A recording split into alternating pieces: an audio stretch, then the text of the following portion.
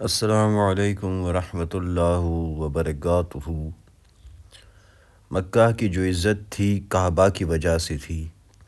قریش کا خاندان جو تمام عرب پر مذہبی حکومت رکھتا تھا اور جس کی وجہ سے وہ ہمسایگان خدائے بلکہ آل اللہ یعنی خاندان الہی کہلاتے تھے، اس کی صرف یہ وجہ تھی کہ وہ کعبہ کے مجاور اور کلید بردار تھے۔ اس تعلق سے قریش کا کاروبار زیادہ پھیلتا گیا، یہاں تک کہ متعدد محکمے اور بڑے بڑے مناصب قائم کیے گئے۔ اس موقع پر یہ بھی یاد رکھنا چاہیے کہ خاندان ہاشم اور بنو امیہ برابر کے حریف تھے اور دونوں میں مدت سے رشک و رقابت چلی آتی تھی۔ ناتربیت یافتہ اور تند خو قوموں کا خاصہ ہے کہ کوئی تحریک جو ان کے آبائی رسم و عقائد کے خلاف ہو ان کو سخت برہم کر دیتی ہے۔ ان کے ساتھ ان کی مخالفت محض زبانی مخالفت نہیں ہوتی اور ان کی تشنگی انتقام کو خون کے سوا کوئی چیز بجھا نہیں سکتی۔ عرب ایک مدت سے بت پرستی میں مبتلا تھا۔ خلیل بت شکن کی یادگار کعبہ 360 بتوں سے مزین تھی جن میں حبل خدائے اعظم تھا۔ یہی بت ہر قسم کے خیر و شر کے مالک تھے، پانی برساتے تھے، اولادیں دیتے تھے، معرکہ ہائے جنگ میں فتوحات دلواتے تھے۔ خدا یا تو سرے سے نہ تھا یا تو وجود معطل تھا۔ اسلام کا اصل فرض اس طلسم کو دفعتاً برباد کر دینا تھا، لیکن اس کے ساتھ قریش کی عظمت، اقتدار اور عالمگیر اثر کا بھی خاتمہ تھا۔ اس لیے قریش نے شدت سے مخالفت کی اور ان میں جن لوگوں کو جس قدر زیادہ نقصان پہنچنے کا اندیشہ تھا اسی قدر مخالفت میں زیادہ سرگرم تھے۔ قریش کا رئیس اعظم میں حرب ابن امیہ تھا، چنانچہ حرب فجار میں وہی سپہ سالار اعظم تھا، لیکن حرب کے مرنے کے بعد اس کا بیٹا ابو سفیان اس منصب عظیم کے حاصل کرنے کی قابلیت نہیں رکھتا تھا، اس لیے ولید ابن المغیرہ نے اپنی لیاقت اور اثر سے ریاست حاصل کی۔ ابو جہل اس کا بھتیجا تھا اور وہ بھی قریش میں امتیاز رکھتا تھا۔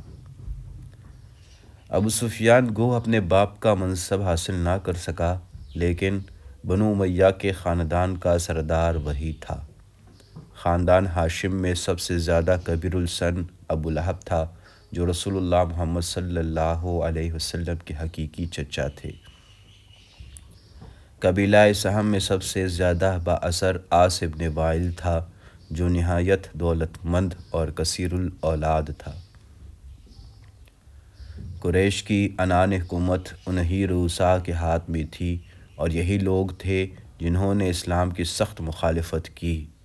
قریش کے اور اکابر مثلاً اسود ابن مطلب، اسود ابن عبد یغوث، نضر ابن الحرث، امیہ ابن خلف، عقبہ ابن ابی معیط انہی لوگوں کے زیر اثر تھے اور اس وجہ سے اعدائے اسلام میں ان کے نام ہر جگہ نمایاں نظر آتے ہیں۔ قریش کا یہ خیال تھا کہ نبوت کا منصب اعظم اگر کسی کو ملتا تو مکہ یا طائف کے کسی رئیس کو ملتا۔ عرب میں ریاست کے لیے دولت اور اولاد سب سے پہلی اور ضروری شرط تھی۔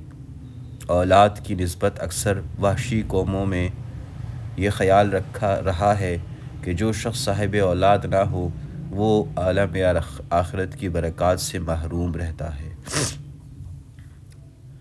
قریش میں اوصاف مذکورہ کے لحاظ سے جو لوگ ریاست کا استحقاق رکھتے تھے وہ ولید ابن المغیرہ، امیہ ابن خلف، عاص ابن وائل سہمی اور ابو مسعود ثقفی تھے۔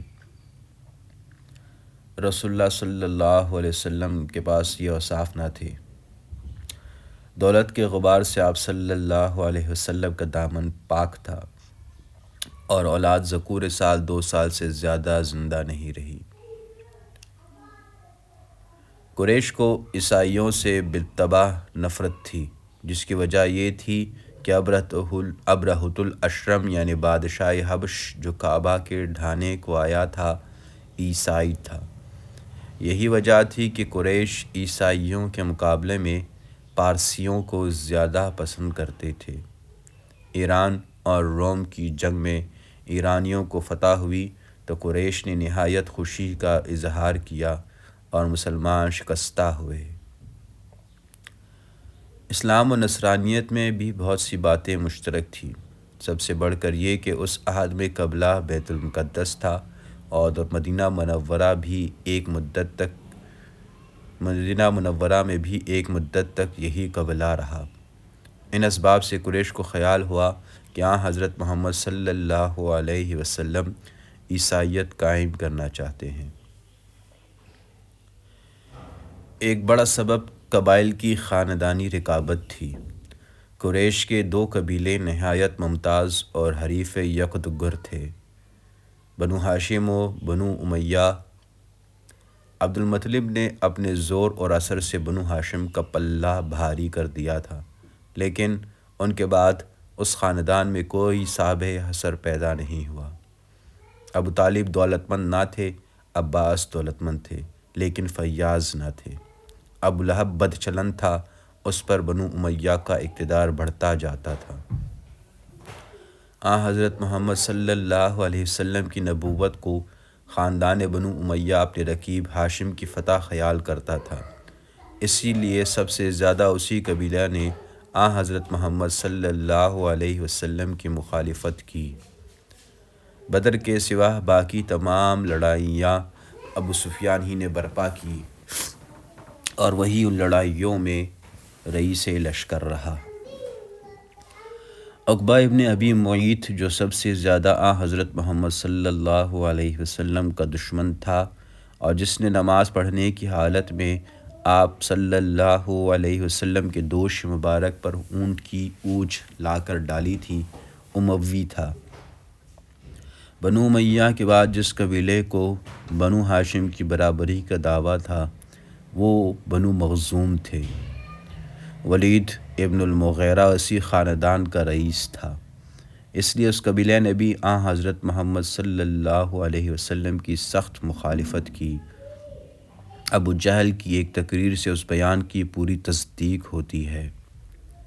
ایک دفعہ اخنس ابن شریق ابو جہل کے پاس گیا اور کہا کہ محمد صلی اللہ علیہ وسلم کے متعلق تمہاری کیا رائے ہے؟ ابو جہل نے کہا کہ وہ اور بنو عبد مناف یعنی آل ہاشم ہمیشہ حریف مقابل رہے۔ انہوں نے مہمانداریاں کی تو انہوں نے بھی کی، انہوں نے خون بہا دیے تو انہوں نے بھی دیے، انہوں نے فیاضیاں کی تو انہوں نے ان سے بڑھ کر کی، یہاں تک کہ جب انہوں نے ان کے کاندھے سے کاندھا ملا دیا تو اب بنو ہاشم پیغمبری کے دعوے دار ہیں۔ ایک بڑا سبب یہ تھا کہ قریش میں سخت بد اخلاقیاں پھیلی ہوئی تھی۔ بڑے بڑے ارباب اقتدار نہایت ذلیل بد اخلاقیوں کے مرتکب تھے۔ ابو لہب جو خاندان بنو ہاشم میں سب سے زیادہ ممتاز تھا، اس نے حرم محترم کے خزانہ سے غزال زری چرا کر بھیج ڈالا تھا۔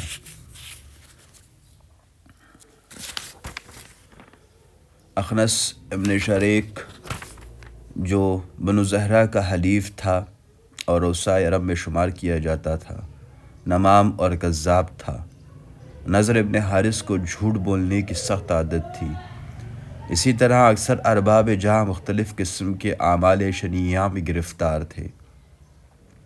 حضرت محمد صلی اللہ علیہ وسلم ایک طرف بت پرستی کی برائیاں بیان کرتے تھے، دوسری طرف ان بد اخلاقیوں میں سخت داروگیر کرتے تھے، جس سے ان کی عظمت و اقتدار کی شہنشاہی متزلزل ہوتی جاتی تھی۔ ممکن تھا کہ واعظ و پند کا نرم طریقہ اختیار کیا جاتا، لیکن مدت کی عربی نخوت، دولت و اقتدار کا فخر، ریاست کا زعم ان چیزوں کے ہوتے ہوئے جب تک ضرب نہایت سخت نہ ہوگی وہ خبردار نہ ہوتے۔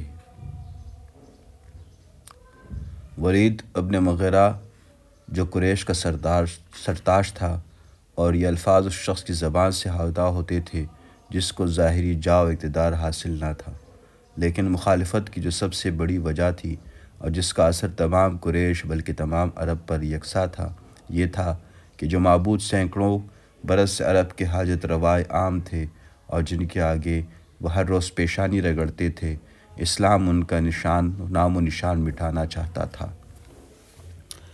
اللہم صلی علی محمد وعلی آل محمد کما صلیت علی ابراہیم وعلی آل ابراہیم انک حمید مجید۔